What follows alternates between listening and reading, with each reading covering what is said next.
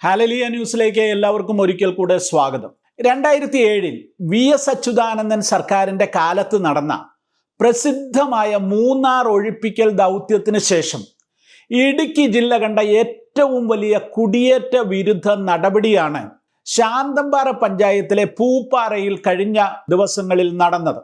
ശാന്തമ്പാറ പഞ്ചായത്തിൽ ഉൾപ്പെടുന്ന പൂപ്പാറയിൽ പന്നിയാർ പുഴയുടെ ഇരുവശത്തുമുള്ള പുറമ്പോക്ക് ഭൂമി കൈയേറി നിർമ്മിച്ച 88 കെട്ടിടങ്ങളാണ് ജില്ലാ ഭരണകൂടത്തിന്റെ നേതൃത്വത്തിൽ ബുൾഡോസർ ഉപയോഗിച്ച് തകർത്ത് നശിപ്പിച്ച് പൊളിച്ചു കളഞ്ഞത്. അതിനകത്ത് വീടുകളുണ്ട്, വ്യാപാര സ്ഥാപനങ്ങളുണ്ട്, ആരാധനാലയങ്ങളുണ്ട്. ഇതിനെക്കുറിച്ച് കഴിഞ്ഞ ദിവസം ഞാനൊരു വീഡിയോ ചെയ്തിരുന്നു. അതിന് ധാരാളം പ്രതികരണങ്ങളും ഉണ്ടായി. അവിടെ ഉണ്ടായ പ്രതികരണങ്ങളോടുള്ള ഒരു മറുപ്രതികരണമാണ് ഈ വീഡിയോയിൽ ഞാൻ ചെയ്യുവാൻ ഉദ്ദേശിക്കുന്നത്. കേരളത്തിലെ നിയമസഭാ തെരഞ്ഞെടുപ്പിന്റെ റിസൾട്ട് വരുന്നതിന് തൊട്ടു മുൻപാണ് ജില്ലാ ഭരണകൂടം ഈ കുടിയൊഴിപ്പിക്കൽ നടത്തിയത്. അതായത് അടിയന്തരമായി ഇടപെടുവാൻ ഒരു സർക്കാർ ഇല്ലാത്ത സമയം നോക്കിയാണ് അധികൃതർ നടപടികൾ പൂർത്തിയാക്കിയതെന്ന് ചുരുക്കം.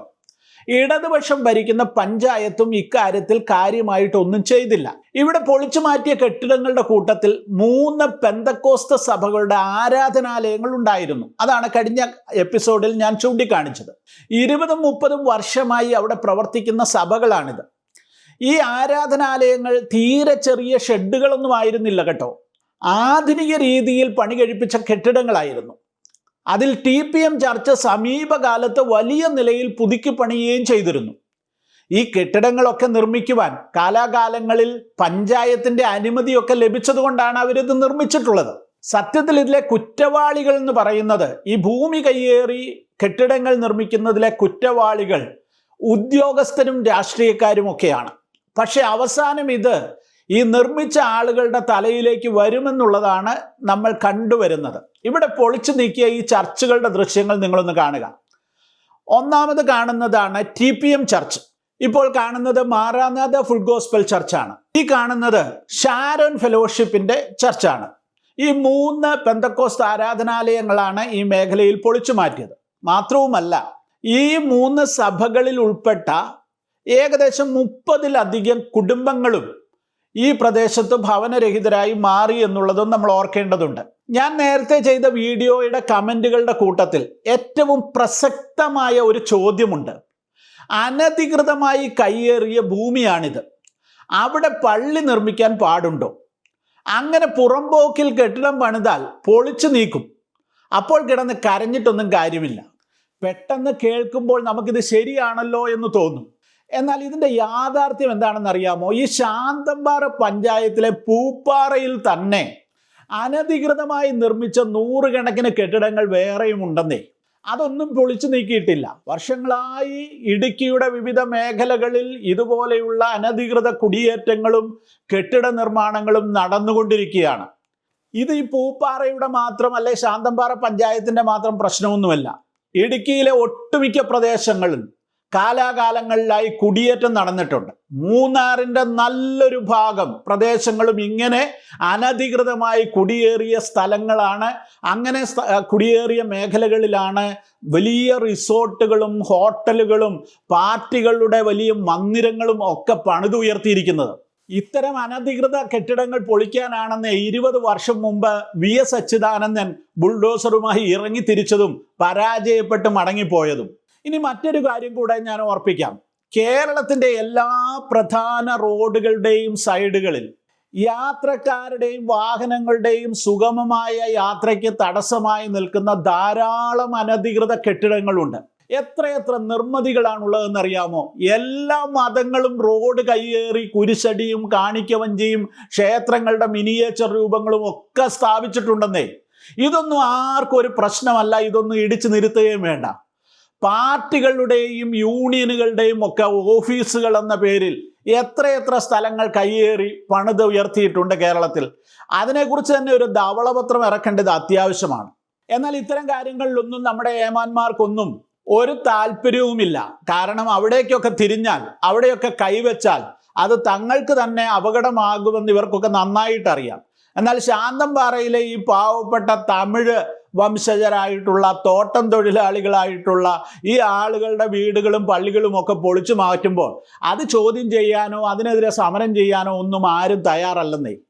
ഞാൻ ഈ അനധികൃതമായ കുടിയേറ്റത്തിനും കെട്ടിട നിർമ്മാണത്തിനും ഒന്നും അനുകൂലമായിട്ട് സംസാരിക്കുകയല്ല, അതിനെ ന്യായീകരിക്കുകയുമല്ല.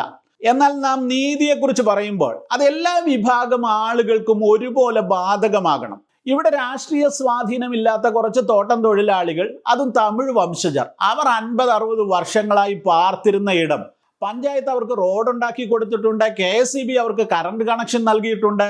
അതായത് പഞ്ചായത്തിൻ്റെ അനുമതികളോടുകൂടെയാണ് കാലാകാലങ്ങളിൽ ഇവിടെ നിർമ്മാണ പ്രവർത്തനങ്ങളൊക്കെ നടന്നിട്ടുള്ളത്. ആ കെട്ടിടങ്ങളൊക്കെയാണ് അവിടെ വളരെ പെട്ടെന്നുള്ള ആക്ഷനിലൂടെ പൊളിച്ചു മാറ്റിയിരിക്കുന്നത്. അത് പറയുമ്പോൾ അതിനൊക്കെ ഒത്തിരി ന്യായീകരണങ്ങൾ പറയുവാനുണ്ടാകും. കോടതി പറഞ്ഞിട്ടാണ് പൊളിച്ചത്, അല്ലെങ്കിൽ ഇത് വലിയ പ്രകൃതി ദുരന്തം വരാൻ സാധ്യതയുള്ള ഒരു മേഖലയാണ്, ഉരുൾപൊട്ടലുണ്ടായി ഇവിടെ വലിയ ദുരന്തം ഉണ്ടാകാൻ സാധ്യതയുണ്ട്, അതുകൊണ്ടാണ് പൊളിച്ചു നീക്കിയത്. നിങ്ങളൊന്ന് ആലോചിച്ച് നോക്കിയാൽ കേരളത്തിൽ ഏതെങ്കിലും ഒരു സ്ഥലത്ത് ഉരുൾപൊട്ടൽ ഉണ്ടാകാൻ സാധ്യത ഉണ്ടെന്നും പറഞ്ഞ് എവിടെയെങ്കിലും കെട്ടിടങ്ങൾ പൊളിച്ചു മാറ്റിയിട്ടുണ്ടോ? ഇന്ന് വരെ നമ്മൾ കേട്ടിട്ടില്ലാത്തൊരു കാര്യമാണത്. ഏത് വിഷയത്തിൽ ഇടപെടാനും നിയമപരമായ നടപടികൾ സ്വീകരിക്കാനും ഗവൺമെന്റിന് അധികാരമുണ്ടെന്നേ. എന്നാൽ നടപടികൾക്ക് വിധേയരാകുന്ന മനുഷ്യരുടെ അടിസ്ഥാന ആവശ്യങ്ങൾ നിർവഹിക്കുവാനും അവരെ സംരക്ഷിക്കുവാനും കൂടെ ഭരണകൂടത്തിന് ബാധ്യതയുണ്ടെന്നുള്ള കാര്യം മറന്നുപോകരുത്. കുറ്റം ചെയ്ത് ശിക്ഷിക്കപ്പെട്ട് ജയിലിൽ കിടക്കുന്ന, അല്ലെങ്കിൽ കൊലക്കുറ്റത്തിന് വധശിക്ഷയ്ക്ക് വിധിക്കപ്പെട്ട് കിടക്കുന്ന ഒരു കുറ്റവാളിക്ക് ഒരു രോഗം വന്നാൽ പോലും നമ്മൾ അവർക്ക് ഏറ്റവും നല്ല ചികിത്സാ സൗകര്യങ്ങൾ ഒരുക്കി കൊടുക്കും, ആശുപത്രിയിൽ കൊണ്ടുപോകും. ഇതെല്ലാം നമ്മൾ ചെയ്യുന്നുണ്ട്. എന്തുകൊണ്ടാണെന്നറിയാമോ ഇതൊക്കെ ചെയ്യുന്നത്? ആ ബാധ്യത സർക്കാരിനുണ്ട്, ഭരണകൂടത്തിനുണ്ട്, ആ സംവിധാനങ്ങൾക്കുണ്ട്. അതായത് കുറ്റവാളികളുടെ കാര്യത്തിൽ ഇത്ര ശ്രദ്ധ പതിപ്പിക്കുന്ന, അല്ലെങ്കിൽ അങ്ങനത്തെ നിയമങ്ങൾ നിലവിലുള്ള ഒരു സംസ്ഥാനത്ത് അല്ലെങ്കിൽ ഒരു രാജ്യത്ത് കുടിയേറി പാർത്ത് അവർക്ക് കിടപ്പാടമില്ലാത്ത മനുഷ്യർ വഴിയോരങ്ങളിലോ അല്ലെങ്കിൽ പുറമ്പോക്ക് ഭൂമികളിലോ കുടിയേറി പാർത്ത് അവർ വർഷങ്ങളായി അവിടെ പാർത്തു വന്നാൽ ഓക്കെ, അത് ഒഴിപ്പിക്കേണ്ടത് നിയമപരമായ ആവശ്യമാണെങ്കിൽ, സംസ്ഥാനത്തിൻ്റെ ആവശ്യമാണെങ്കിൽ അവരെ ഒഴിപ്പിക്കുമ്പോൾ അവർക്ക് കയറി കിടക്കുവാനുള്ള ഒരു സംവിധാനം ഒരുക്കി കൊടുത്തിട്ട് വേണ്ടേ ഒഴിപ്പിക്കുവാൻ. അതല്ലേ ന്യായം, അതല്ലേ നീതി എന്ന് പറയുന്നത്. സാധാരണക്കാരായ മനുഷ്യരെ ചേർത്ത് പിടിക്കുക എന്നുള്ളതാണ് ഏതൊരു സർക്കാരിൻ്റെയും ഉത്തരവാദിത്വമായിരിക്കുന്നത്. രാഷ്ട്രീയ പാർട്ടികളൊക്കെ ഈ കാര്യത്തിൽ കുറ്റകരമായ മൗനം പാലിക്കുകയാണ് ഈ പൂപ്പാറയിലെ വിഷയത്തിൽ ചെയ്തുകൊണ്ടിരിക്കുന്നത്. എന്നാൽ കഴിഞ്ഞ ദിവസം പുതിയ MLA അവിടെ ചെന്നിരുന്നുവെന്ന് ഞാൻ അറിഞ്ഞു. അദ്ദേഹം ഇവരെല്ലാവരും കൂടെ മുഖ്യമന്ത്രിയെ കണ്ട് ഒരു നിവേദനം സമർപ്പിക്കണം എന്നൊക്കെ പറഞ്ഞിട്ടാണ് പോയിരിക്കുന്നതെന്നും അറിഞ്ഞു. എന്തെങ്കിലും നടക്കുന്നെങ്കിൽ നടക്കട്ടെ, അവരുടെ കാര്യത്തിൽ അടിയന്തരമായ ഒരു ഇടപെടൽ ഗവൺമെന്റിന്റെ ഭാഗത്തു നിന്ന് ഉണ്ടാകേണ്ടത് അത്യാവശ്യമാണ്. ഇനി എനിക്ക് പറയുവാനുള്ളത്, മലയാളികളായ കേരളത്തിൽ നിന്നുള്ള പെന്തക്കോസ്ത് സഭകൾ ലോകത്തിൻ്റെ നാനാഭാഗങ്ങളിലുണ്ട്. നിങ്ങളെല്ലാവരും ദീർഘകാലങ്ങളായിട്ട് ധാരാളം ആളുകളെ സഹായിക്കുന്നുണ്ട്. നിങ്ങൾക്ക് ചെയ്യാവുന്നതിനപ്പുറം സുവിശേഷ പ്രവർത്തനങ്ങളിൽ പണം മുടക്കുകയും സഹായിക്കുകയും ചെയ്യുന്നുണ്ട്.